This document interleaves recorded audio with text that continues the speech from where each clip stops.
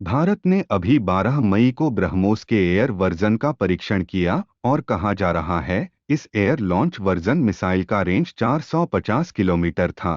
भारत ने इस वर्ष आधा दर्जन से ज्यादा बार ब्रह्मोस मिसाइल का परीक्षण किया है और इसमें से ज्यादातर परीक्षण अंडमान और निकोबार के समुद्र में हुआ है। इस वीडियो में हम बात करेंगे कि भारत का ये परीक्षण पहले के परीक्षण से अलग क्यों है और भारत किसको मैसेज देना चाह रहा है। मगर हमारा अनुरोध है कि आप इस चैनल को सब्सक्राइब करें और हमारा हौसला बढ़ाएं। साथ में बेल आइकॉन को भी प्रेस करें जिससे हमारे नए वीडियो का अपडेट आपको मिलता रहे। जैसा कि मैंने वीडियो के शुरू में बताया कि भारत ने पिछले 2 साल से अपने हथियारों के परीक्षण में तेजी लाया है और इसका मकसद भारत और चीन के बीच सीमा पर जो स्थिति उपजी है उसमें अपने तैयारी और हथियारों को परखना है और इसके साथ चीन को ये संदेश भी देना है कि हम हथियारों के मामले में अगर आपके बराबर नहीं है तो आपके दांत खट्टे करने की काबिलियत रखते हैं। भारत ने ज्यादातर टैक्टिकल मिसाइल जैसे प्रलय, एयर डिफेंस मिसाइल और ड्रोन के परीक्षण करे मगर आप पिछले 6 महीने का रिकॉर्ड देखें तो भारत ने सबसे ज्यादा बार ब्रह्मोस मिसाइल का परीक्षण किया है और वो भी अंडमान के समुद्र में।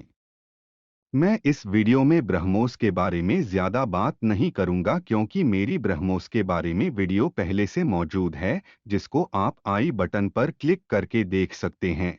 भारत के नए आर्मी चीफ ने हाल ही में एक बयान दिया कि चीन भारत से सीमा विवाद सुलझाना नहीं चाहता और इसको कई विदेशी मीडिया खासकर पाकिस्तानी मीडिया ने इस तरह से लिया कि भारत चीन के साथ ये तनाव खत्म करने के लिए डिस्परेट है। इसमें कुछ सच्चाई जरूर है लेकिन अमूमन ये बताया जाता है कि भारत ऐसे समय में चीन के साथ तनाव या लड़ाई नहीं चाहता क्योंकि भारत की पहली प्राथमिकता आर्थिक विकास है और वो सीमा विवाद में फंसना नहीं चाहता और इस बात में भी सच्चाई है। लेकिन भारत चीन से भरना इसलिए भी नहीं चाहता कि चीन अपनी तरफ इंफ्रास्ट्रक्चर का विकास बहुत पहले शुरू कर चुका था जबकि भारत ने बहुत बाद में आकर इसकी शुरुआत किया। इसके फलस्वरूप सीमा पर चीन के तरफ बेहतर इंफ्रास्ट्रक्चर है और चीन अपने सीमा पर हर तरफ मोटरेबल रोड का जाल बिछा चुका है। इसके उलट भारत न सिर्फ इंफ्रास्ट्रक्चर का विकास देर से शुरू किया, जो काम हमने शुरू किए उसकी रफ्तार बहुत ही धीमी थी, मगर पिछले 7-8 में भारत ने भी चीन सीमा पर तेजी से इंफ्रास्ट्रक्चर जैसे पुल, सुरंग और रोड का जाल बिछाया है मगर हम अभी भी चीन से बहुत पीछे हैं। इसके अलावा चीनी सेना भारत से ज्यादा इक्विप्ड है। कुछ एडवांटेज भारत के पक्ष में भी है, जैसे चीन का बड़ा भूभाग तिब्बत का पठार है और ऊंचाई पर होने के कारण चीन का विमान अपने पूरे पेलोड के साथ उड़ान नहीं भर सकता जबकि भारत के ज्यादातर एयरफील्ड प्लेन में है और कम ऊंचाई वाले क्षेत्र है, लेकिन ये काफी नहीं है।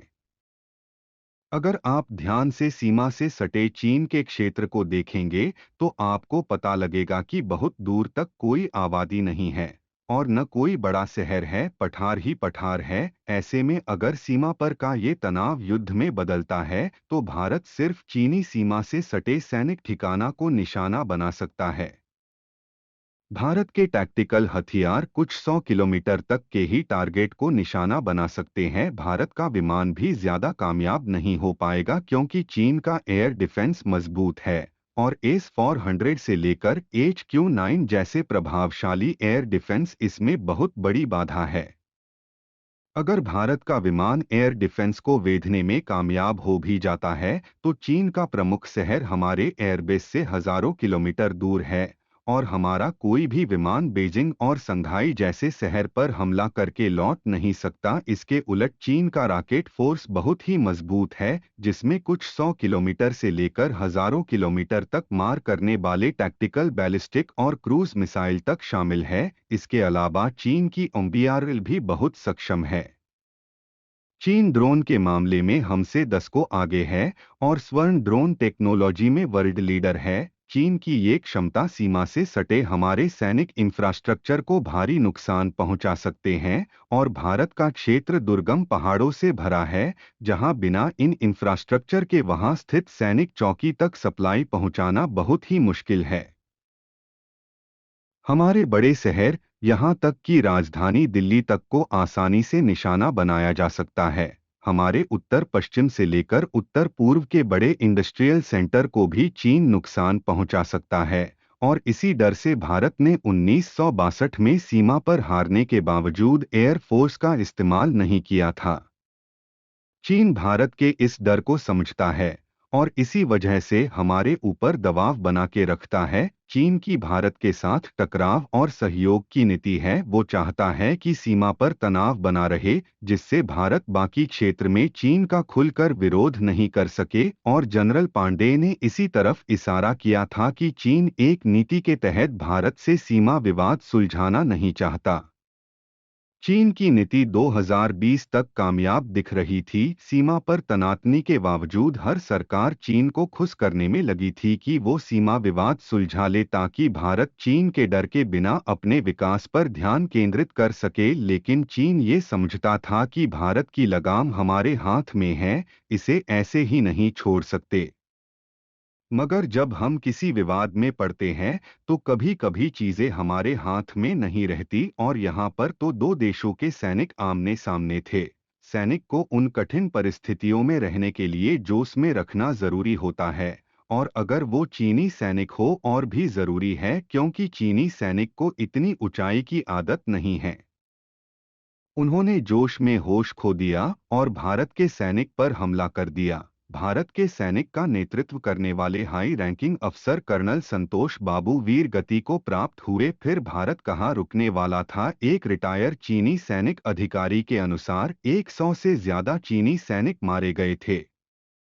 हमारे सैनिक ने जो गलवान में किया, उससे भारत का हौसला बढ़ा और भारत ने चीन के सामने डट के खड़ा हुआ और ये फैसला किया कि जितना हम लड़ाई से पीछे भागते रहेंगे, उतना ही चीन इसका फायदा उठता रहेगा। आज या कल हमें तो इसका सामना करना है। भारत ने वो किया जो भारत के स्ट्रेटेजिक थिंकर सालों से सोच रहे थे कि लड़ाई की स्थिति में हम लड़ाई को वहां ले जाएं जहां चीन कमजोर है और उसका ज्यादा नुकसान है। चीन भारत के साथ इस लड़ाई को लो कॉस्ट स्ट्रेटर्जी समझता है और भारत को हमेशा ये बताने की कोशिश करता है कि लड़ाई की स्थिति में भारत का नुकसान ज्यादा होगा। तो भारत ने ये फैसला किया कि अगर लड़ाई हुई तो हम चीन का कॉस्ट बढ़ा देंगे। अब हम समझते हैं कि भारत की योजना क्या है। चीन दुनिया की दूसरी बड़ी अर्थव्यवस्था है और दुनिया का सबसे बड़ा व्यापारिक देश है। इतनी बड़ी अर्थव्यवस्था को चलाने के लिए चीन को एनर्जी और कच्चे माल को भारी मात्रा में आयात करना पड़ता है। और चीन को दुनिया का फैक्ट्री भी कहा जाता है। और इस नाते चीन अपने यहाँ बने सामान को दुनिया के बाजार तक पहुँचाता है। चीन के लिए बड़ा बाजार यूरोप, एशिया और अमेरिका है, जहां वो भारी मात्रा में निर्यात करता है। चीन अपने एनर्जी का एक बड़ा हिस्सा लगभग 80 से 85% समुद्र के रास्ते ले जाता है, और वो भी एक ही रास्ते से, और वो रास्ता है स्ट्रेट ऑफ होर्मुज से मलक्का स्ट्रेट तक का। इस क्षेत्र को भारत अपना बैकयार्ड समझता है। जैसा कि आपको नक्शे पर दिखा रहा होगा कि मलक्का स्ट्रेट मलेशिया और इंडोनेशिया के बीच का एक सकरा समुद्री रास्ता है, जो कि भारत के अंडमान और निकोबार द्वीप समूह से काफी करीब है। और भारत बड़ी तेजी से अपने इस आइलैंड टेरिटरी का सशस्त्रीकरण कर रहा है। भारत का इस इलाके में ब्रह्मोस मिसाइल की तैनाती ये दिखलाता है कि भारत जब चाहे तो इस स्ट्रेट को बंद कर सकता है। और इससे चीन के व्यापारिक जहाज या युद्धक जहाज को हिंद महासागर में आना मुश्किल हो जाएगा। एनर्जी की कमी नहीं सिर्फ युद्ध को प्रभावित करेगा, बल्कि चीन के उद्योगों का कमर तोड़ देगा। इतना ही नहीं, चीन अपने व्यापार का आधा से ज्यादा हिस्सा इसी मार्ग से ले जाता है। और चीन का यूरोप से लेकर एशिया और अफ्रीका में होने वाला व्यापार बुरी तरह से प्रभावित होगा। भारत के अंडमान और निकोबार द्वीप समूह को मेटल चेन भी कहा जाता है, क्योंकि वो एक लंबी चेन के माफिक इसके रास्ते में आता है। ऐसे समय में जब कोविड की वजह से चीन के सप्लाई चेन पर प्रश्न उठा हुआ है और बाहर की कंपनी अपना फैक्ट्री चीन से बाहर ले जा रहा है, चीन ऐसा बिल्कुल नहीं चाहेगा। चीन अपनी नौसेना का आधुनिकीकरण तेजी से कर रहा है और कुछ ही दिनों में चीन की नौसेना 3 एयरक्राफ्ट कैरियर को ऑपरेट करेगी और यह निश्चित है कि चीन अपने एक कैरियर फ्लीट को हिंद महासागर में तैनात करेगा।